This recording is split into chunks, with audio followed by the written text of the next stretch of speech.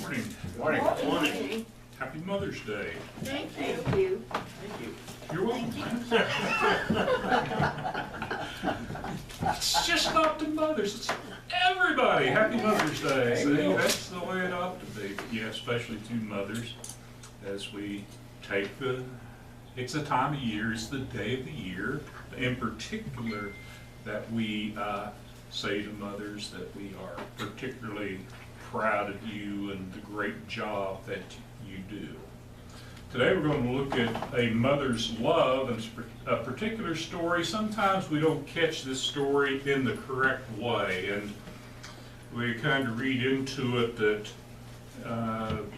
Salome was not doing exactly, that she wasn't really doing right in what she was doing. But I think with the lesson today you're going to see some different, hopefully maybe see a different idea put forth about Salome, the mother of James and John. Let's read through the passage and understand this is a passage that in context, you remember that the apostles had been debating among themselves who was to be first in the kingdom next to Jesus.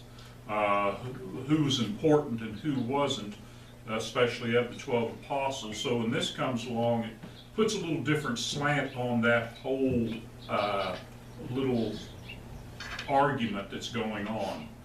Then the mother of the sons of Zebedee came up to him, that's Jesus, with her sons, and kneeling before him, she asked him for something. And he said to her, "What do you want?" She said to him, "Say that these two sons of mine are to sit, one at your right hand and one at your left, in your kingdom." In other words, two very high important positions in the kingdom. Remember, she still has that worldly impression of what Christ's kingdom was going to be. Jesus answered, "You do not know what you are asking. Are you able to drink?"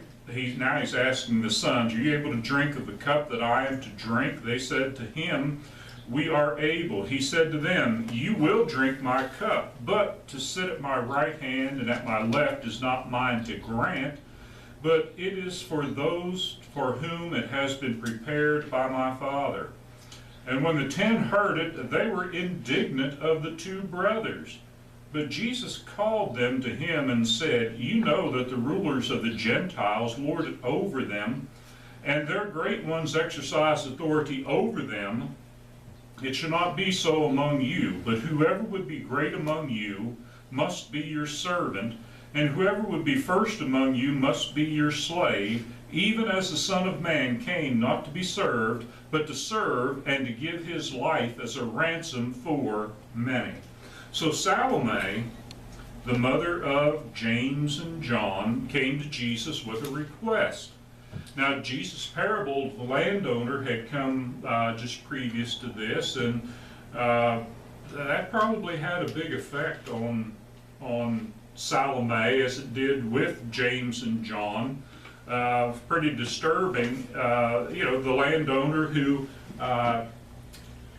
went out and hired laborers in the morning.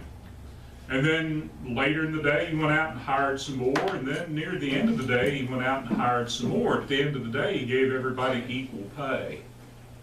And, if you only work a couple hours a day, or somebody works a couple hours a day, and you've worked for, say, 8 to 10 hours in that day, and you get paid the same, you might be a little bit upset. So, it seems like she wants to get ahead of the game and say, "Hey, I want my sons, because they've been here since right at the beginning, to have a prominent position in the kingdom." Well, maybe that's what's going on here. An opportunity's presented itself. Salome has been a good disciple of Jesus Christ, and you're going to see that when we go down through this lesson. And so she asked for something from Jesus. And she says, "When you establish your kingdom, I would request seats on your right and left hand for my 2 sons." And while Jesus didn't grant her request, because he explained right in that It's not for him to decide. That was for the Father to decide. Remember that his throne is in heaven. It's the same throne as the Father sits on. That would put somebody at least between him and the Father, and that wouldn't be really any good. But he didn't deny the request either, did he? He didn't grant it, but he didn't deny it. But what he did was reminded the sons of the cost of discipleship. What it truly means to be a disciple of Jesus Christ. There's a price to pay for each and every one of us.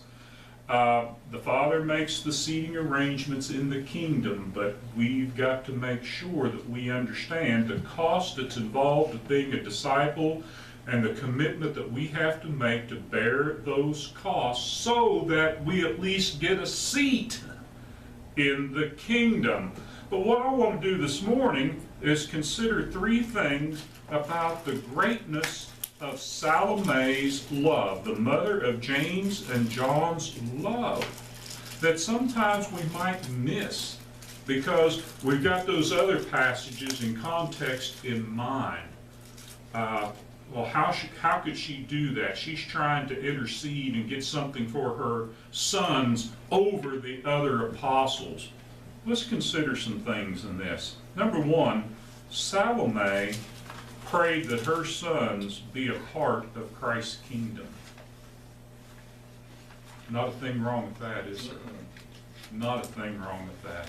There's no greater task of motherhood than teaching children about the kingdom of God. In fact, the Apostle Paul says that a part of a mother's salvation is how the children turn out. Wow. You know, it seems like the mother's in charge of the household while the father's got some responsibilities outside of the home, but the mother has a great responsibility inside of the home.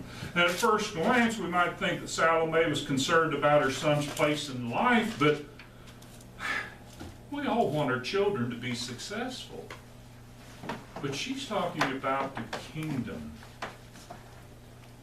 Jesus had talked about the kingdom before, didn't he? Matthew 16, verse 26.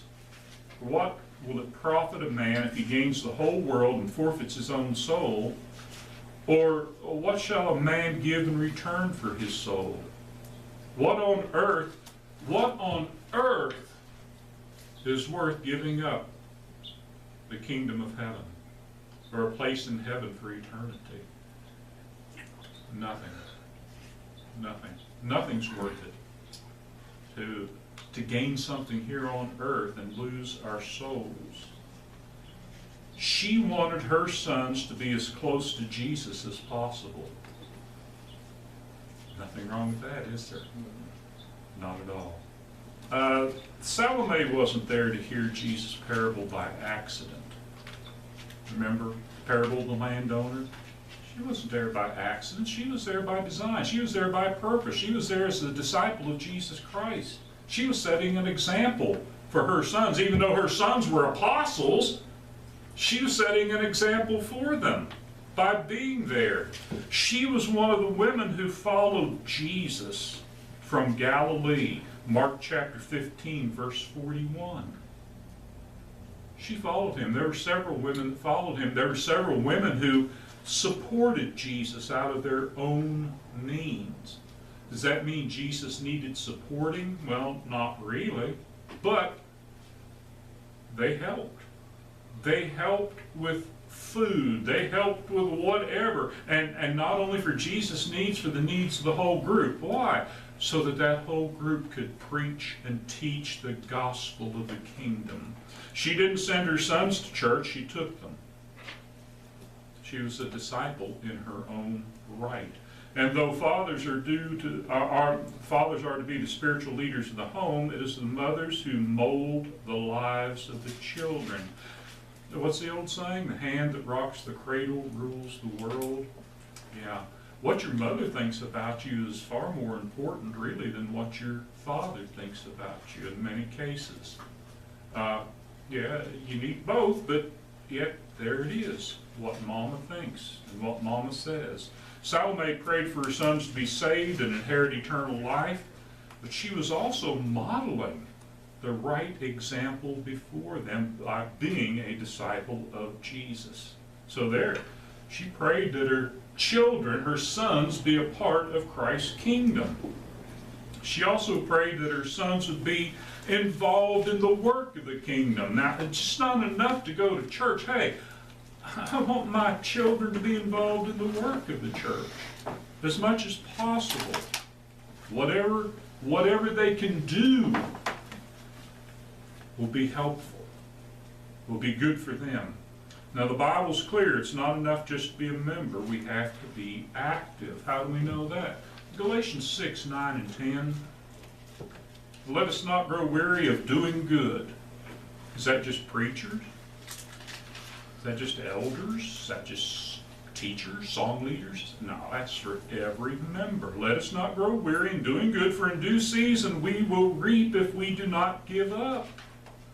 So then, as we have opportunity, let us do good to everyone, and especially to those who are of the household of faith. No limits, right? No limits. Do good as opportunity presents itself. Now, hey, sometimes it's even good to go look for opportunity. But the opportunity is going to come along all the time. So Salome was not simply along for the ride. She wasn't vacationing with Jesus, right? She didn't come to Galilee down to Judea or wherever they were when this event happens. I believe it was in Judea, but it wasn't like, oh, I think I'll just tag along and take a little vacation here. That's not what Jesus' earthly ministry was about. Right? She was one of the women who ministered to Jesus. Again, Mark chapter 15, verse 41. She was a disciple who followed Jesus down, but she also ministered to Jesus. What does that mean? Maybe she cooked some meals for that whole group. Maybe she washed some clothes. I don't know. You know, the word ministered there is from the same Greek word from where we get the word deacon. Now, listen, that doesn't mean she was a deaconess. All right, you got to be careful, because a deacon as a church worker, as an official title, is always a man. All right? But women, when they are ministering, are deaconing. Okay? They're doing things, but they don't have an official church title. It seems strange, but it's the same way with elders. A woman can be an older woman and she can do a lot of work, but she can't be an elder in the Lord's church. She can't be the bishop, the pastor, as the Bible talks about it. But see, she was laboring physically to do things, and probably teaching some lessons along the way to some others. Salome labored physically, so Jesus, the 12, remember the 12 went out at one time. Before they went out, the 70, or some of the newer translations, the 72 went out to prepare the way for Jesus. The 72 up in Galilee, you know, Jesus is coming, let's set up, you know, be prepared for him. And then down in Judea, it was the 12 in Galilee. Down in Judea, it was 72 that were sent out. Hey, Jesus is coming to town. Get ready. He's going to be preaching. But so they could get the word out. These women were doing the physical things that were needed so that the ones who were doing the spiritual work did not have to do those physical labors. And that's truly what a deacon is, an official, or if you want to call it an official in the church, does. A deacon is the hands, the feet of the elders, so that the elders can deal with spiritual matters, and they take care of the physical needs of the church, like the 7 young men in Acts chapter 6 who take care of feeding the widows in Jerusalem. Hope you can understand that. Didn't want it to be a class on church leadership, but there you have it. You see what she's doing. But not only that, she continued to serve Jesus after his death. How do we know that? We'll look at Mark 16, verses 1 and 2. When the Sabbath was past, Mary Magdalene, Mary the mother of James, that's the different one, the other one, and Salome, that's this woman, brought spices so that they might go and anoint him, anoint his body, finish that burial process. And very early the next day, on the first day of the week, and when the sun had risen, they went to the tomb. So there she was, still ministering to Jesus. And I bet she was with the church. She was probably one of the 120 in Jerusalem in the upper room, still holding things together. The spirit of Christian service begins at home. It begins with mothers and fathers setting the example and praying for their children. And lots of times, it's the mother. It's the mother who's the core there. So praying for and training their children to be teachers and leaders, to be ones to go into the world and seek and save the lost, to be the ones to see the church continue until Jesus comes again. Very, very important work, being a mother in the Lord's kingdom. Number 3, Salome had great expectations for her sons. Not just be in the kingdom, not just be a part of the work of the kingdom, but what? Leaders in the kingdom, right? She didn't want her sons, she didn't want, I've got it in a way that I can hardly read it. She didn't want her sons just to be doorkeepers in the kingdom. Now remember, there's a passage in the Old Testament that talks about, I'd rather be a doorkeeper in the kingdom than to rule over I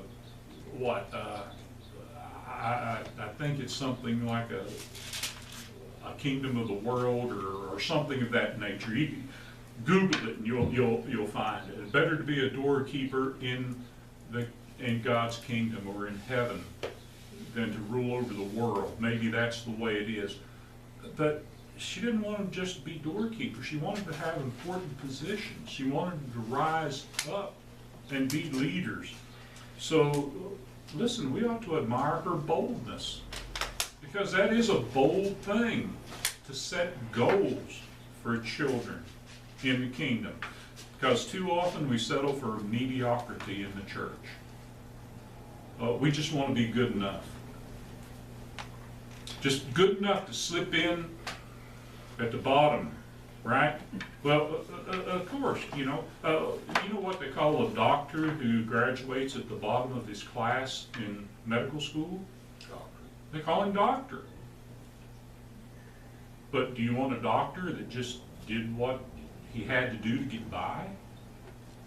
Is that what you want? You think about it. You think about it. If you're seriously ill, is that what you want? Somebody who just did what he had to do to get by? Maybe not. Is that good enough to get us to heaven? Maybe. I don't know. But somewhere along the line, we've got to be careful. We've got to have higher ambitions. We have to want to do more. So, too long,